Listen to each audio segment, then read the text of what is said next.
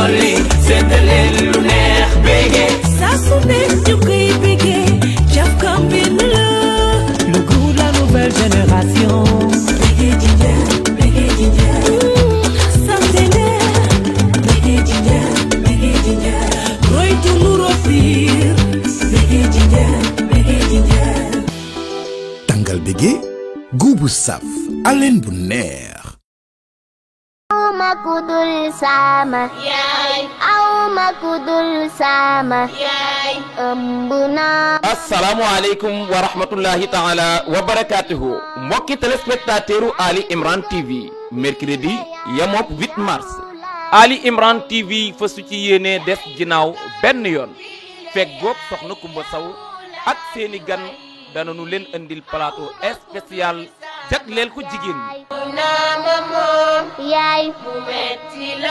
jigéen mooy sunu yaay jigéen lépp luy dox ci àdduna loxoom ma nga ca biir man ngeen cee ànd ak nun mercredi 8 mars bu 17h jotee en direct ci Ali Imran TV man ngeen a bokk ci biir émission bi bu ngeen defee 88 628 11 00 bu ngeen nekkee biti réew ngeen def 77 499 12 12 8 mars bu 17h jotee ñu ànd delloo njukkal jigéen ñi ngir lu dox ci réew mi seen loxo nga ca biir. a'uuzu billahi mina shaytaani rajiim bismillahi rahmaani rahiim. su ngeen gisee image yi xam ne bis bi nga xam ne daanañ ko amal at mu nekk fii ci Brescia dellu si na muy conférence wu Oustaz Alioune Sall bi nga xam ne dina ko defal at mu nekk mu war a amee ca hôtel Fiera via Orsino bi 135 bar 139 war a tàmbali incha allah bu 17h jotee ba 22h incha allah ci teewaayu suñu kilifa suñu imam suñu Serigne Sidi Jaxate waaye ci invité d'honneur wu Alxaaji Doora Silla mu war a jóge ba France waaye ñu ciy invité suñu ñaari xarit yi nga xam ne at mu nekk saa ñu def conférence bi daañu fa ñëw teew fa baaxe askan wi li nga xamante ni dafa jëm ci seen dundin fii ci réew mi ci lu jëm ci wàllu kayit ak seeni droit ak seeni devoir muy sëriñ Moustapha Fall sëriñ Ibrahima Ñaan Ciisel ak CGL ñu ciy woo mboolem jullit yëpp bàyyiwuñu kenn. Good afternoon, ladies and gentlemen. Good afternoon, guys. This is the English TV show on Ali Imran TV. Today's guest is Asma Morlero. He's a journalist, and we're going to talk about everything concerning journalism. What are the different types of journalism that we have in our society? What are the characteristics to become a successful journalist? And what are also the challenges they face when they want to get information from the sources? All these main points will be debated during the show. Brother Asma, how are you doing? I'm good, Mr. Obama. Very happy to be here. Thanks for the invitation. Yeah, even me, it's a big honor and pleasure to have you here today. Same here. Okay, we want to talk about journalism in general. So my first question is, what motivates you to become a journalist? Well, to be honest and fair, journalism is not something I dreamed of becoming as a child. I mean, I didn't dream of becoming a journalist. I would rather say I fell into it. What I mean is, I was at the English department of the University Cheikh Anta Diop. I was doing well, and I loved what I was doing. So I was performing well in English studies. I specialized in studies of British literature and civilization. But after getting my MA degree, I wasn't really sure what direction I was going in. I was just waiting for any good occasion for me to seize so that I could do something. You know, here, they don't really train you into becoming something. You just seize what you have on your hands. So I was like, if I can graduate in English studies, it's good, but if I can have something else, it's still better. So I was waiting to have just an opportunity, and I tried the contest, the CESTI contest, to become a journalist. Eventually, I made it, and this is how I fell into journalism. So it wasn't a childhood dream, but I fell into it, and so far I have learned to love to do what I'm doing right now, and today I do it with passion and devotion. Okay, as you know, we have different types of journalism in our society, and which one do you specialize in? So I do a type of journalism that is called fact-checking. It explains itself, fact-checking. We check our facts to get them right. What it means is we verify what public figures, personalities say in the public debate. For example, we check what they say and which has been broadcast by the different media. For example, I wouldn't check on any claim that has been made in private or that hasn't been published by any media, because that wouldn't have any impact on the public opinion. So I would go there and check some claim that has been made by a public figure. Why a public figure? Because if a public figure like a minister or president or famous artist, any public person says something, certainly there will be thousands, if not millions of people who will be listening and who will certainly believe in what they say without even checking, because not everybody has that culture of verifying what they hear from the public figures. So fact-checking is all about checking what the public figures say so that the public debate can be based on our facts that are very correct. Okay. Yeah, fact-checking is a type of journalism you do. Yes. Okay, and is it well developing here in Senegal and Africa? Well, I would say it is in its embryonic stages. It's very embryonic in Senegal because so far we are the only official fact-checking office, except I think only recently a national newspaper here called APS, is Agence de Presse Sénégalaise. They have launched our branch of fact-checking, which is very great. So if you add APS fact-checking, so it is 2 media in Senegal that do fact-checking. So can you imagine, it is very, we're lagging behind, it's very insufficient. When you look at the toll of fake news and false information that is out there, so much falsehood for only 2 media to debunk, that is probably impossible to do, but we're doing our best. Okay. And what do you think about are the most important skills for a successful journalist? Well, I think it is a question which is very relative, because success itself is a notion that would maybe get many interpretations and definitions from one journalist to another. But I would consider a successful journalist somebody who is very honest first and who abides by the ethical principles. Why ethical? Because it is true that we have our deontology, our code of rules and regulations for a journalist. But, you know, ethics, nobody will teach you ethics. I mean, from childhood, you gotta have ethics. From your home, when your parents are bringing you up, they will teach you things like Obama, a good man can't lie, a good man can't steal, you can't beat a woman, things like that. So that is really your moral issue. Yes. That is the moral part of you. That is ethical. Into journalism, you will have that ethical, because ethics is everywhere in life. In religion, you have it. In your work and private life, everywhere, your ethics will follow you. So if you take your ethics into journalism, this will make you a journalist who won't lie, who will do his best before broadcasting facts to get them right, to verify them, or not to take bribes, or not just to treat information in a form that you will be partial, or in a way that you may create some sort of discomfort on some side, simply because you have some interest behind. Okay. So to me, a successful journalist is an honest journalist who does their jobs on the basis of their ethics and also on the basis of deontology, which is a set of rules and regulation. And do you think that nowadays journalists have what we call deontology and ethics?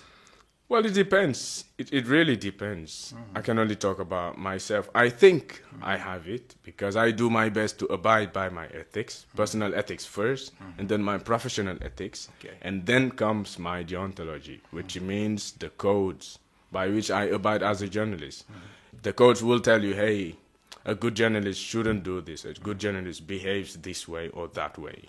So you will see that there will always be the debate of objectivity for a journalist. But to me, the most important thing is honesty and dignity. If you have those principles, you can do any job with or without your deontology. You can still do your job because they will teach you deontology but not ethics. Personal ethics, you have them and you develop them. It is something that you will nurture as you go. Nobody will teach you ethics. Okay. At the time being, we talk about a lot. We talk about, you know, how false information is negatively affecting the Senegalese public space and the political debate. The question is, how do you and your media cope with that? Well, it's not easy to cope with that. For example, if I take our example at Africa Check, you know, when you debunk falsehood, like false information, meaning every day you produce a fact-checking report.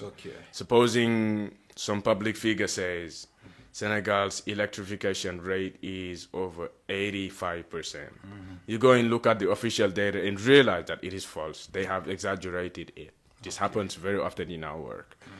If you take that very case, supposing every day you debunk one falsehood, one false information, in the long run there will be more and more information and you will be debunking. So it will be like a never-ending cycle. All you will be doing is you will be right there debunking every day what people will say. I don't think the impact will be very lasting because I think one of the most important things behind our job is lasting impact, long-term impact among people. What I mean is, we at Africa Check, if you have the habit of reading our reports, we explained step by step how we have verified one false information so that the reader can go by themselves and check and follow the path we have followed to debunk that very information so that in the long run, they will become independent verifiers. Independent fact checkers with or without Africa Check. And we know that is impossible. That is why beside our fact checking work, we do media training. We train people on how information can affect their daily life because every day decisions are made by public figures in our country. And those decisions are made on the basis of public data that is available, whether in health, education, sports, arts. They use public data, public official data to make those decisions. This is why we have a National Statistics Agency, INSD. Their role is to produce data so that government can use that data to take decisions, whether in health, education, or other sectors or areas. So supposing that those data that we have are wrong, are not correct, this means the decisions that will be taken will be wrong. Because the decisions will have been based on false and wrong data. This is why we hold the public figures accountable of what they say. I wouldn't go and hold one brother who is speaking in private or who nobody knows or listens to. I wouldn't hold him accountable of what he says because his speech will have no impact on public debate or opinion. So I will go out there and check what the public figures will say, simply because their says and comments will have effects on people who are listening to them. And with the great number of false information we have every time on the media, don't you think that your profession as a journalist is not well respected as it used to be in the past? Well, I admit that, you know, we're living at a time of unprecedented defiance towards the media and journalists. Today you will see people be very defiant toward journalists, sometimes rightly or not, because sometimes people will have some good arguments and reasons to be defiant towards the media, but sometimes not. But to me, what is necessary for the members of the public to have is the balance, right balance, and a critical eye, so that they can decipher information all by themselves, which means when you receive information either through WhatsApp or social media like Facebook or Twitter, the first thing you have to do is to ask yourself, is this true? Even if Macky Sall says it, or Sonko, or anybody who is very famous, it doesn't mean that they say it is true. It's not because they have said it that it is true. Okay. When you practice fact-checking, you will realize that it's not always what they say is true. Many times, not to say often, many times what they say is not really going on the same direction as the figures. For example, in a country like the United States, Washington Post, which is a media, they have been able to fact-check former President Donald Trump over 30,000 times in 4 years. Okay. Which would equal like 21 false claims made by Donald Trump every day over his 4-year term. But it is difficult to do that in Senegal. Yes. For the simple reason that here you don't always have access. Why is it difficult? Exactly, good question. Because you don't always have access to data. Okay. Public data, I mean. For example, if we're checking some claim from a member of the government, we're reaching out to their ministry or institution that they are the head of. Okay. If they know we're checking this figure, they will make it difficult for us to advance by slowing you down in the research process. Or if you send them emails, they will ignore or promise to respond without ever doing it. So it's very difficult. So there is a crucial lack of data access. Yeah. But you can easily understand that we don't have any official law of access of information. Okay. Access to information. Countries like Côte d'Ivoire, they do have it. Meaning any normal citizen can wake up one day and go and hold any public figure accountable of what information they have given. They can ask them information, and on the basis of that law, they are obliged to provide them with that information. But here in Senegal, no public servant has any obligation at all to give me information as a fact checker, simply because there is no law. Nothing will force. But you need a law. As a fact checker, can anyone be a fact checker, or what are the qualities to become a fact checker? First of all, I have to answer the first question. Anybody can be a fact checker. Why? Because it's easy. Well, I don't mean easy in the sense that fact checking is worthless. But there's nothing complicated in doing fact checking. You just have to have a critical eye.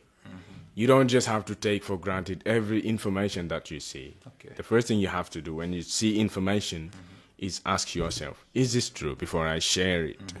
Or if you don't know whether it's true or not, it's always better not to share than to share when you are not sure of how true that information is. Okay. For example, during COVID-19, when COVID was wreaking havoc upon Senegal and the world, you would see an unprecedented wave of false information, which is, by the way, the origin of the term infodemic. You know, we talk about pandemic during COVID, but WHO, World Health Organization, they talked about as well an infodemic, which means information was sick. People were giving like false information from left to right. Who hasn't received any fake remedy from your mother or aunt or uncle telling you, hey, this will cure COVID? Okay. Like banana leaves and things like that. When you mix it up with bisap or things like that, they will give you a fake remedy without any bad intention behind. Okay. So they thought maybe it's true because, you know, one of the origins of false information is anxiety. When we're going through times of anxiety, people are likely to be very creative and imaginative and think about means and ways of maybe alleviating that anxiety. Okay. So this is one of the sources of false information. But when you are somebody who is not a professional fact checker, one reflex that will help you behave like a fact checker is your doubt. Your doubt? Always put it forward. Doubt everything you see. Don't take anything for granted. Even if it is the president who says you have to verify. Exactly. You have to check your news. To check, yes. Because if you haven't checked it, how will you know whether it's true or not? Yeah, you're right. Not to believe something is better than to believe something that is false. At least if you don't believe it, you won't fall into that trap.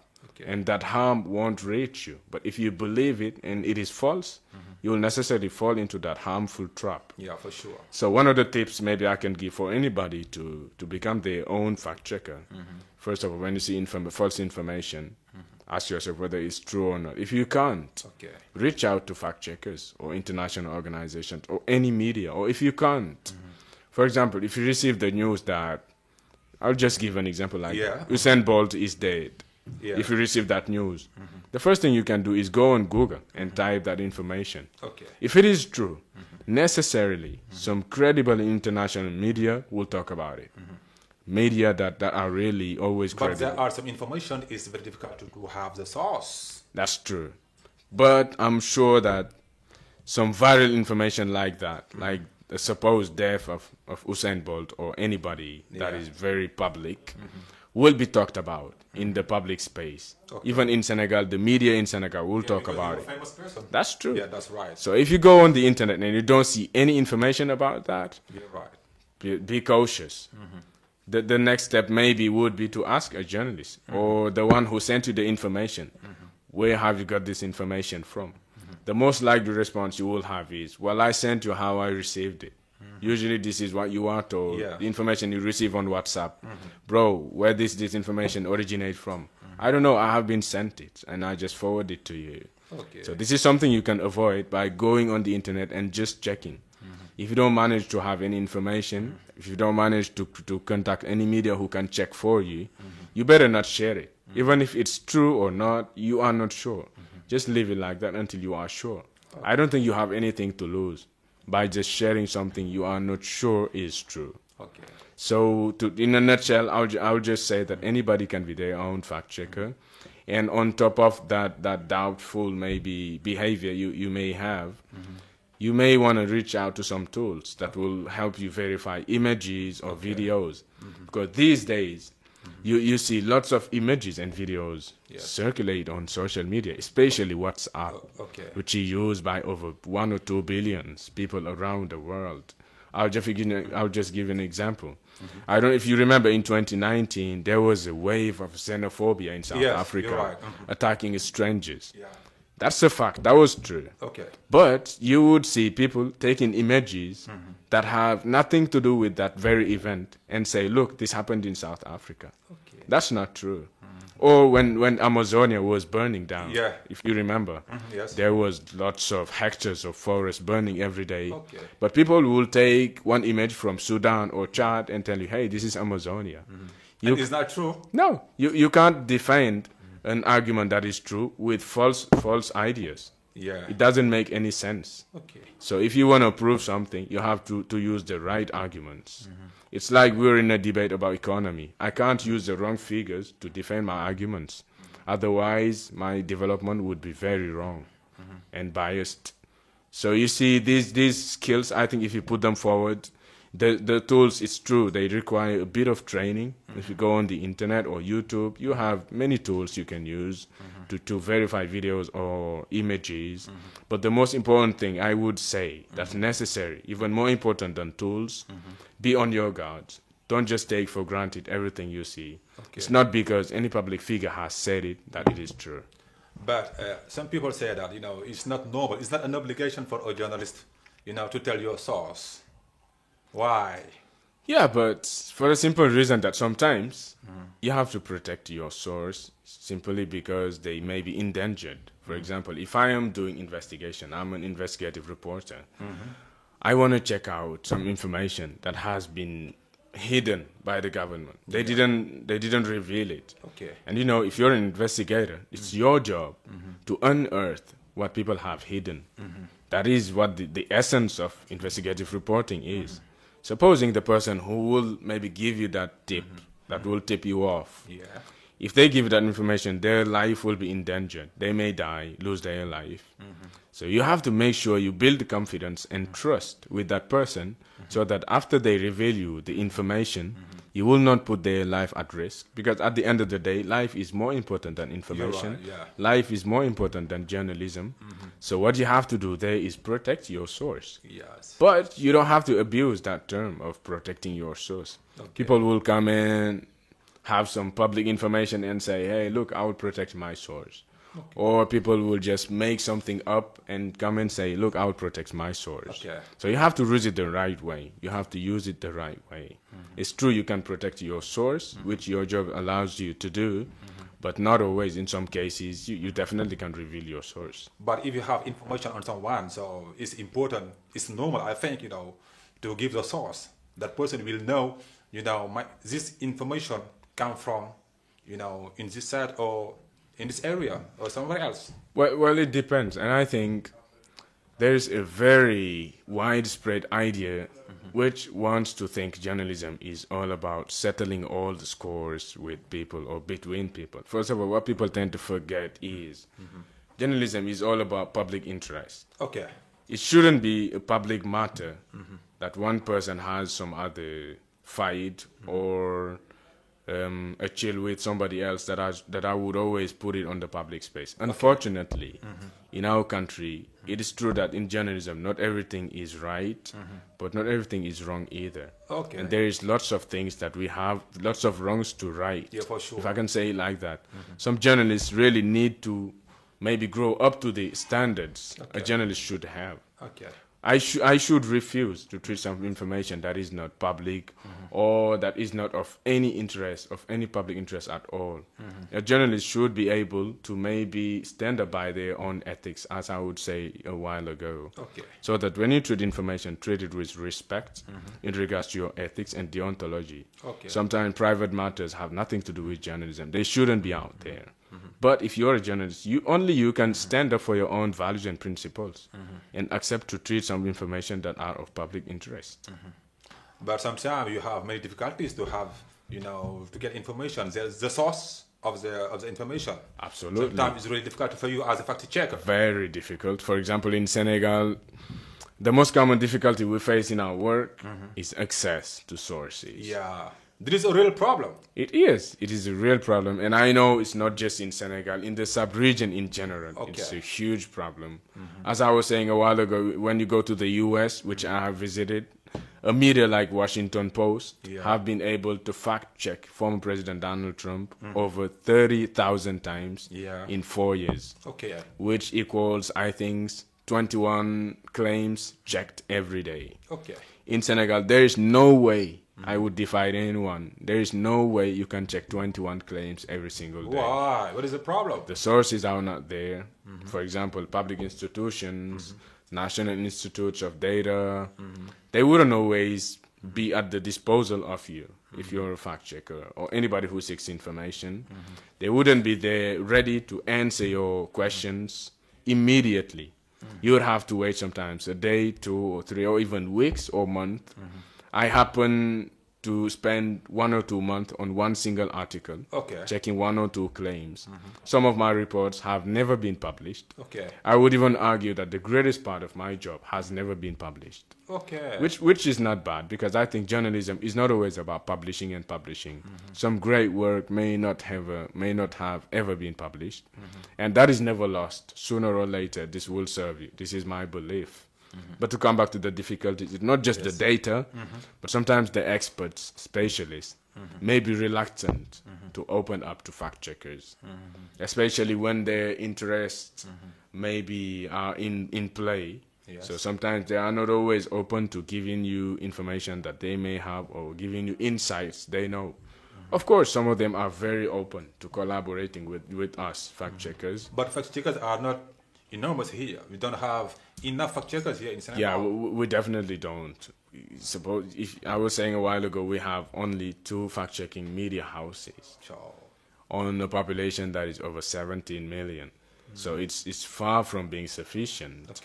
And as I was saying, it's not even fact-checking itself which will solve the problem of crisis of information, but the factor of raising awareness among people. Because at the end of the day, not anybody can be a journalist. People have different passions and paths to follow in their lives. But what's important for us is we teach people how to be their own fact checkers, which responds to the question you were asking me a while ago.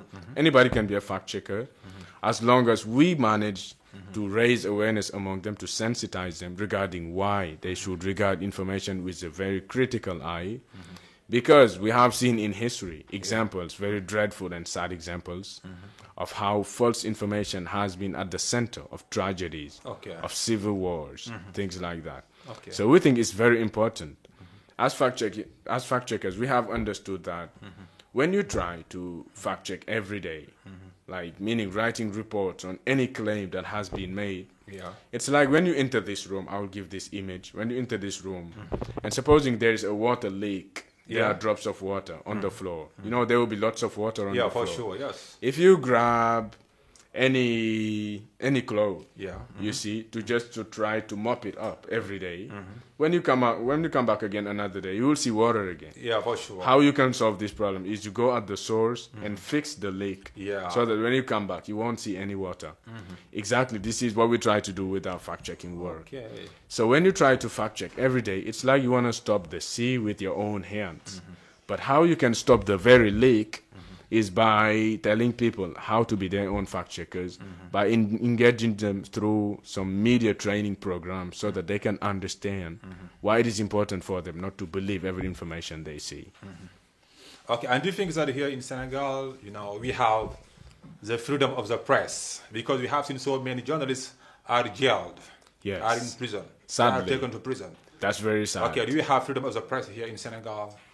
Well, knowing what freedom of the press is like in other African countries, I can't deny that in Senegal we have at least some degree of freedom of the press. I'll give an example. Okay. I have some friends from Cameroon who will see my fact-checking work. I have the independence to go and fact-check the president, Okay. the leader of the opposition, or anybody I like. There's no way you can do this in countries like Cameroon or some other countries in the sub-region. Because it's risky. I have a friend from Comoros. Yes. When they tell you they don't dare to fact-check the president's false claims, there's a problem. In Senegal here, we don't have that problem. But you have to admit, when you look at the Reporter Without Borders ranking of the freedom of the press of countries, Senegal has lost many places since 2021. I think we have lost over 24 points. We were 49th in 2021. Now we are at least 73rd. You see how far we have come when you look at our former ranking. Yes. Simply because Reporter Without Borders, I don't understand exactly how they make those rankings on what criteria, but I understand it's somewhere linked to the jailing of some journalists here in Senegal, imprisonments. You have seen journalists who are jailed for revealing some public information, others accused of falsehood that they are supposed to have made public. But, you know, we're lagging behind. It's very sad because in any developed country, like countries of the Scandinavian world, Sweden, Norway, or even the United States or South Africa, there any breach linked to journalism has been depenalized, meaning you can't jail a journalist simply because they have published some falsehood.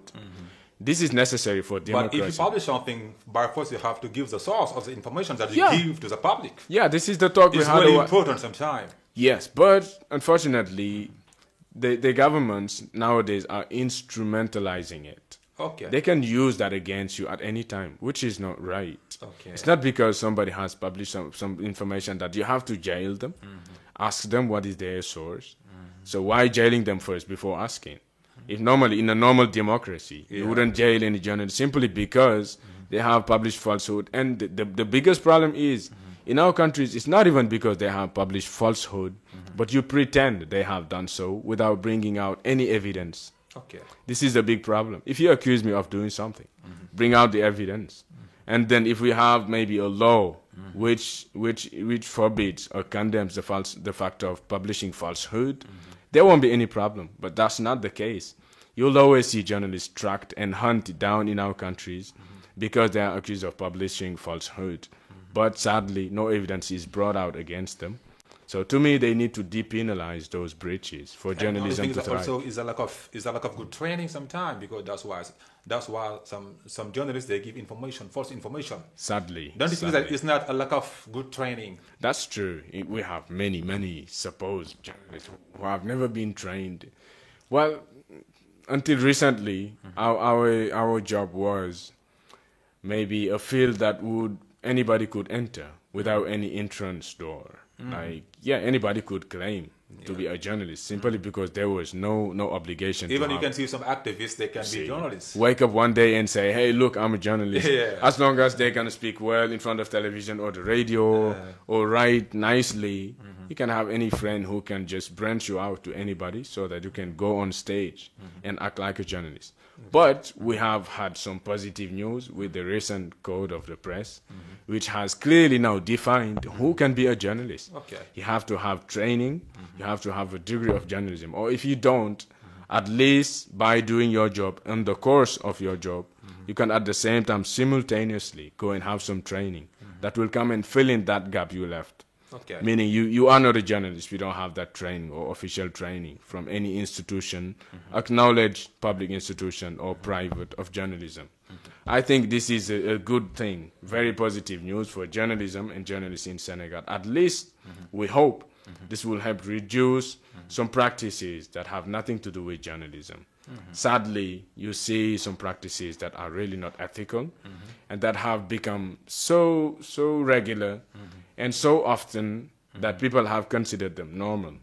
But normally, if you go back to the source, that should be able to bring solutions to that problem of lack of professionalism.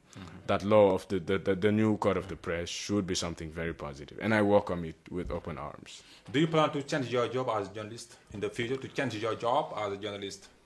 Not necessarily. Not for now, at least, because one never knows. But for now, I'm sticking to it because I enjoy doing it. It's true, I fell into it, as I said, but not necessarily. If I could become a professional football player, I would take it. But I am 30 years old, so I can't become a football player anymore. So I guess right now, I will stick to it simply because I enjoy doing it. The day when I am no longer going to be enjoying doing it, I'll try to look at something different. Okay. And do you agree that there is a crisis of information now? Yes, sadly. A big crisis of information in our society now. I think I mentioned during the COVID how the WHO coined the word infodemic. Yes. You know, we were living a pandemic, COVID pandemic. But at the same time, there was an infodemic, meaning there was a crisis of information. Information was sick and ill. It's not just people who are sick of COVID-19, but information as well. Who hasn't received any fake remedy or cure from WhatsApp, from one of your friends or your aunt or your mother, telling you, hey, look at this concoction of bui and bisap or banana, things like that. Anybody has received that. I can help you, yes. But that was not true. Okay. Simply because people were living through very difficult times, full of anxiety and fear. So that makes you people want to reach out to immediate solutions. Studies have shown that one of the most common sources of disinformation is anxiety. When there are uncertain times, people want to reach out to immediate questions or immediate responses to their questions. Okay. If the responses are not there, they are more likely to go and listen to anybody who can go live on Facebook and claim to be a specialist and giving out some false information and remedies. If you're very hopeless, you don't have any immediate answer to your questions, you'll go and listen to that guy, that charlatan, for sure, simply because you don't have any responses to their questions. And now it's going to be the last question, maybe time is ticking away. Okay, and what solution would you advocate to this problem? I would advocate two main solutions. First, the collaboration from authorities, and then the other is independence. What I mean, for example, I will elaborate on collaboration from the authorities. For example, I'm a fact checker in Senegal, and I acknowledge the difficulties that I have in my work, meaning sources are not always collaborative. The public data is not always available for me to check so that I can advance with my work. So if there was at least a law of access to information or some kind of public regulation that will oblige any public servant, civil servant, to share credible and public available data with me during my work, in the scope of my work, I think that would solve the problem. I wouldn't spend years or months checking one single claim.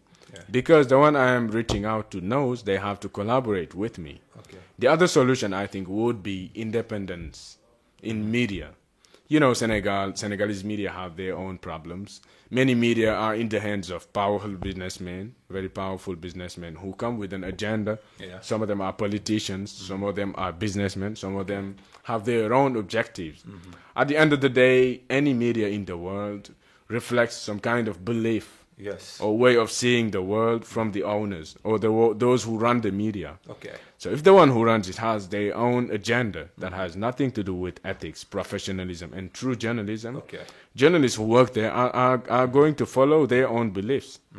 Because at the end of the day, you have come to work in my media.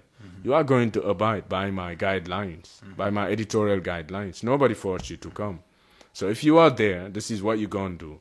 But if it is independent media with a non-partisan, They will look at information with a critical and objective eye. Nobody will dictate them anything. Okay. And how they can achieve this is by having sufficient funds and financial stability to do what they want to do without anybody imposing them any agenda at all. So I think these solutions would help a lot journalism to keep flourishing in Senegal.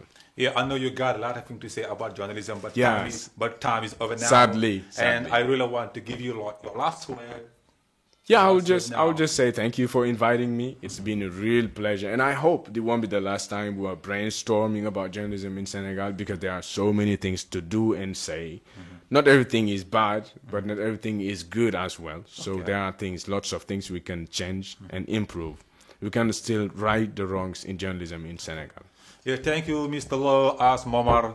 Know that it's a big pleasure and honor to have you here today. It's my pleasure, and thank you for having me. Yeah, thank you guys for watching. It was as Momar Lo. He was my guest for the TV show today, and I know guys you appreciate it.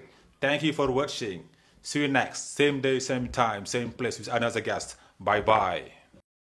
وجهت كلي بحمد وشكر إلى ولي المؤمنين والزبور. yéen sama mbokki tapisse yi mbokki cordonnier yi déglu leen ma bu baax ma wax leen fa am bagage yu baax bu ngeen fa demee ku ngeen liggéeyal xolum féex mu ànd ak bànneex lépp di taw féex. kër gi xéewal waa kër xaadimu rasul nekk fii ci Médina rue 25 angle 24 bépp jumtukaay bu tapisse bi di soxla wala cordonnier am nañu ko ci qualité yu baax ak njëg yu xéewalee. dañuy jaay bépp xeetu toile, dañuy jaay eskay simili cuir, dañuy jaay ay tissu velours wala tissu LC, lépp nag ci qualité yu baax ak njëg yu xéewalee. mbokk yi bépp accessoire fauteuil dañu koy jaay. am nañu ay pieds ci ay modèles yu wuute.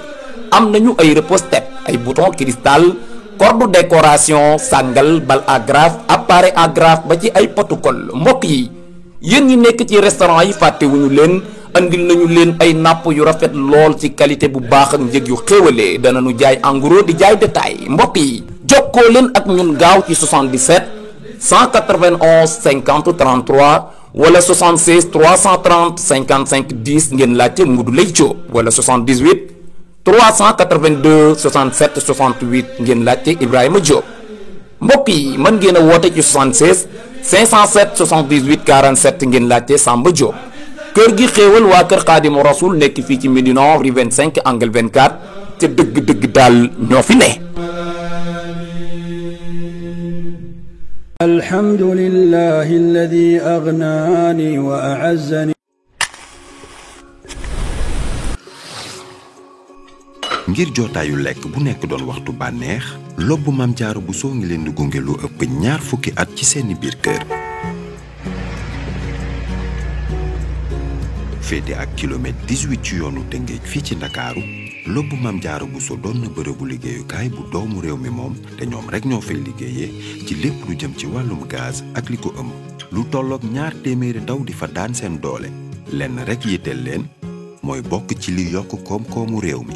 ndaw yooyee sukkandiku ci cosaanu askanu Sénégal ak liggéeyu sell te wóor def li tax lobbu Maam Jaara Buso doon gaz bi gënal sénégalais li ñor suñu naataangoo yi ñuy liggéeyal bokk na ci fu waay mënti nekk di jot ci suñuy produit suñu xarañte ci wàllu butaan dañ ci delloo njukkal sénégalais yiy jugul ci duñu wóolu ba tax ñu jiitu ci jaaba yi ci wàllum gaz jiital ci suñu jeegu 9 kilo bii butéel bi ñu ngi ko defar ci anam wu sell te wóor defarin wi nag ñu ngi ko dénk organisation africaine de la protection intellectuelle. jublu ci lu jëm ci suñu ëllëg dañuy topp li ko dalee fi ñuy jotee ci gaz bi ci importation bi ba ci séddale bi ci jaabe yi ci Sénégal ak nu ñu koy yóbboo bitim réew. bëgg bi ñu bëgg suñu réew booleeg di gëstu saa su nekk ay feem yu bees ak pas-pas bii laal kaaraange bi ñuy namm mu ëmb nu ñuy jottalee gaz bi waaye jëfandiku yi moo waral ñu tabax ñeenti sàkk yu mucc ayib yu mën a def lu tolloog 6,000 ak 200 tonnes ci gaz. lobbu Maam Jaara Buso jiitu ci Sénégal ak li ko wër.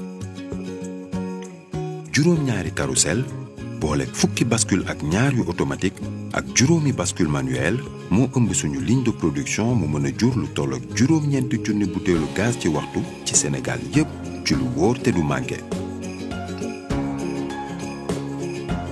gaz nekk mbir mu doy waar dañuy faral di saytu suñu bërëbu liggéeyukaay ci lépp lu war a mën a indi lakk ngir artu bépp jeya waaye suñuy mbëbët yamul foofu ngir mën leen a gunge fépp te it ngeen yelloo li gën lobbu Maam Jaara du jóg si di indi lu bees di xoolit fu gën a sori. alhamdulillahi alladi aghnani wa a'azzani.